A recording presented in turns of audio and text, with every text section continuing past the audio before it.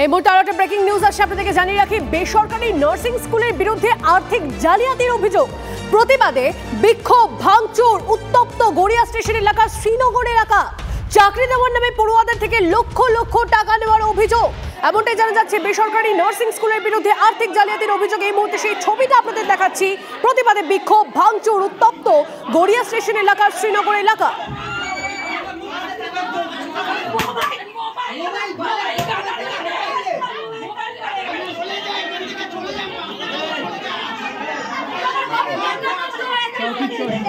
এবং যেমনটা জানা যাচ্ছে, গ্রেপ্তার ইতিমধ্যেই সংস্থার কর্ণধার, তাকে ইতিমধ্যেই গ্রেপ্তার করা হয়েছে। বেসরকারি নার্সিং স্কুলে প্রতারণার ফাঁস যে আপডেট আসছে, বিক্ষোভ, ভাঙচুর, উত্তপ্ত গড়িয়া স্টেশন এলাকা, শ্রীনগর এলাকা। চাকরি দেওয়ার নামে পড়ুয়াদের থেকে লক্ষ লক্ষ টাকা নেওয়ার অভিযোগ। পড়ুয়াদের আসল মার্কশিট সহ বিভিন্ন ডকুমেন্ট আটকে রাখার অভিযোগ। নরেন্দ্রপুর থানায় অভিযোগ দায়ের প্রতারিত পড়ুয়াদের। ঘটনার তদন্তে নেমে সংস্থার কর্ণধার মানিকলাল জানাকে গ্রেপ্তার করেছে পুলিশ। পড়ুয়াদের টাকা ফেরত দেওয়ার আশ্বাস সংস্থার। সত্যজিৎ আমাদের প্রতিনিধি আমাদের সঙ্গে রয়েছেন। সত্যজিৎ, যেটা বলছিলে তুমি।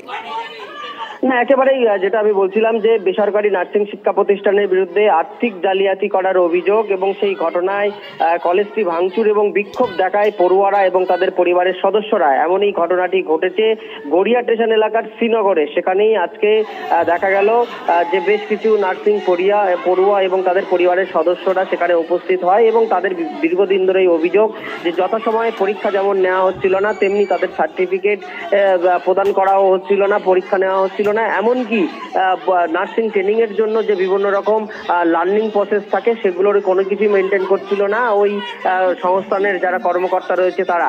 এই নিয়েই তারা বারবার বলাতেও সুরাহার কোনো পথ দেখাচ্ছিল না। সে কারণে এই জন্য বিক্ষোভ দেখায় এবং তারা যে টাকা দিয়েছিল সেই টাকা ফেরতেরও দাবি জানায়। ইতিমধ্যে এই কর্ণধার অর্থাৎ শিক্ষা প্রতিষ্ঠানে যারা দায়িত্বে আছেন তারা ইতিমধ্যেই বলেছেন যে কয়েকজনকে টাকা দেওয়া হয়েছে, বাকি সকলকে টাকা দেওয়া হবে। যদিও নরেন্দ্রপুর থানার পুলিশ আধিকারিকরা মূল অভিযুক্তকে অর্থাৎ এই প্রতিষ্ঠানের যার বিরুদ্ধে অভিযোগ তাকে ইতিমধ্যে নিজেদের হেফাজত নিয়ে জিজ্ঞাসা করে ঘটনার পূর্ণাঙ্গ তদন্ত শুরু করেছে। ধন্যবাদ সত্যজিৎ। হাত জোর করলে আজকে 2 বছর দিয়ে ছোট ছোট বাচ্চা মেয়েদেরকে এসেছে, এদের ভবিষ্যৎ কি হবে? আপনি 2 বছর দিয়ে ঘোরাচ্ছেন, অরিজিনাল ডকুমেন্ট আটকে রেখেছেন। আপনি টাকা নিয়ে বাইরে করেছেন, কোটি কোটি টাকা দিয়ে দিন না। ওনাকেও দেখেন, আপনি আমাকে এইটা বলুন, বাচ্চা বাচ্চা মেয়েদের ভবিষ্যৎ কি হবে? আজকে 2 বছর দিয়ে জিনিসটা হচ্ছে, টাকা ফেরত পাচ্ছে, ডকুমেন্টের সময় আমাকে কথা বলে ওদের টাকার জন্য চেক দিয়ে দেওয়া হয়েছে।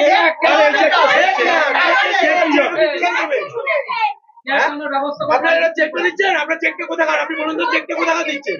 কোন ব্রাঞ্চে চেক দিয়েছেন? কোন ব্রাঞ্চ? কলকাতা ব্রাঞ্চ ওটা? কলকাতা ব্রাঞ্চ। আপনি সোনারপুরে থাকেন, আপনি বলছেন আপনি সোনারপুরে থাকেন, আর আপনার ব্রাঞ্চ বাইরে, কলকাতার বাইরে, সোনারপুরের বাইরে। সরকার এখন দিতে চাইছি না, বলুন। এই মুহূর্তে আরো একটা ব্রেকিং নিউজ। অসমে সিএএ তে নাগরিকত্বের আবেদন করেছেন 8 জন। 2 জন ইন্টারভিউ দিয়েছেন। জানালেন অসমের মুখ্যমন্ত্রী হিমন্ত বিশ্ব শর্মা।